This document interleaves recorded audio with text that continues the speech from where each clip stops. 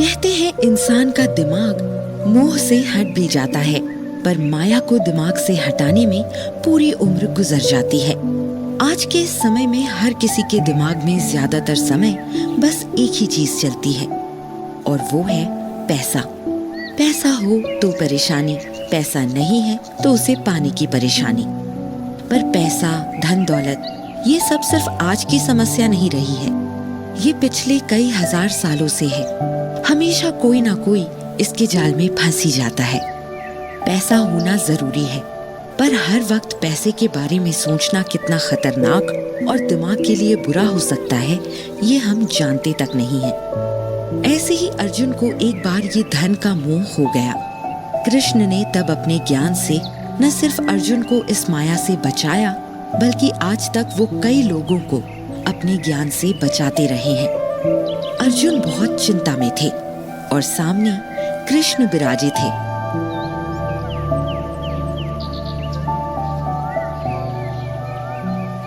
तुम्हारी शक्ल देखकर मालूम होता है कि तुम काफी चिंता में डूबे हो। क्या बात है? मैं वाकई बहुत चिंता में हूँ। मैं एक राज परिवार से संबंध रखता हूँ और रिश्ते नातों से लेकर अपनी कमाई हुई संपत्ति तक को भी मुझे संजोना सिखाया गया है। लेकिन अब ये सब कुछ करते हुए मैं जरा भी खुश नहीं हूँ। मेरे पास पैसा है, संपत्ति है और हर वो चीज है जो इंसान को खुशी देती है, पर मुझे खुशी क्यों नहीं है? मेरे अंदर ये सब होकर भी और पाने की इच्छा और इसे खोने का डर हर समय सताता रहता है। मैं क्या करूं? कृष्णा अर्जुन की बातों को मुस्कान के साथ सुन रहे थे। उनके पास इस तरह के सवालों के कई तरह के उत्तर मौजूद थे। देखो, इस जीवन में धन, संपत्ति बहुत जरूरी है। तुम्हें कोई नहीं कह रहा है कि तुम अपनी धन संपत्ति को त्याग कर दो।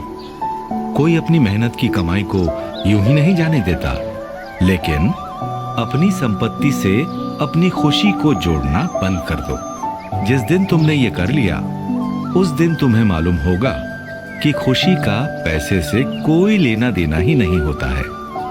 कई लोग निर्धन होकर भी खुश हैं और कुछ बहुत पैसे कमाकर भी चिंता में तुम्हारी तरह डूबे हैं। तुम पैसे कमाने की ओर ध्यान लगा सकते हो, पर उसके बढ़ने या घटने से अच्छा या बुरा महसूस करना अच्छी आदत नहीं होगी।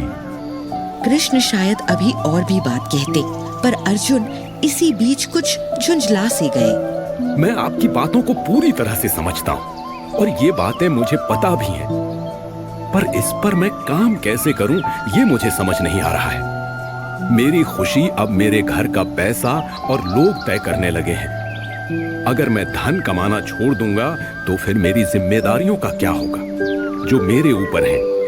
कैसे मैं सब में एक संतुलन बनाऊं? अर्जुन बहुत ज्यादा चिंता में थे। हर आदमी अपने जीवन में इस तरह की समस्या से रोज जूझता है।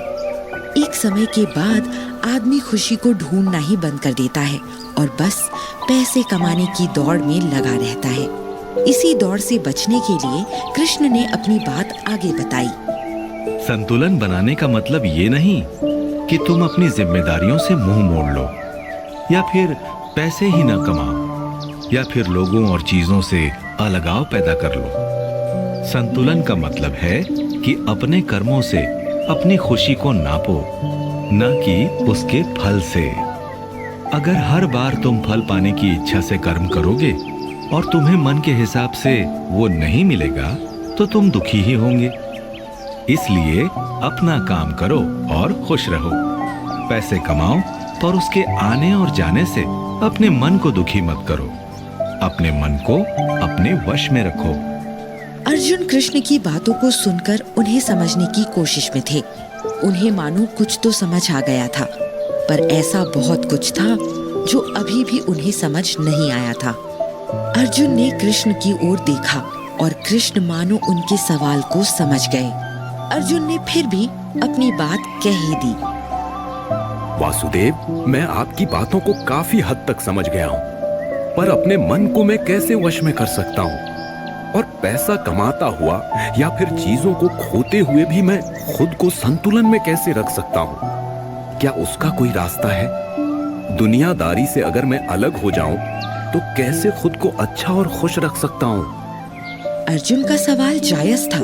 आखिर अगर आदमी पैसे का मोह खत्म कर देगा और हर चीज से उसका मन उत्साहित नहीं होगा, तो फिर तो आदमी आदमी रह ही नहीं जाएगा।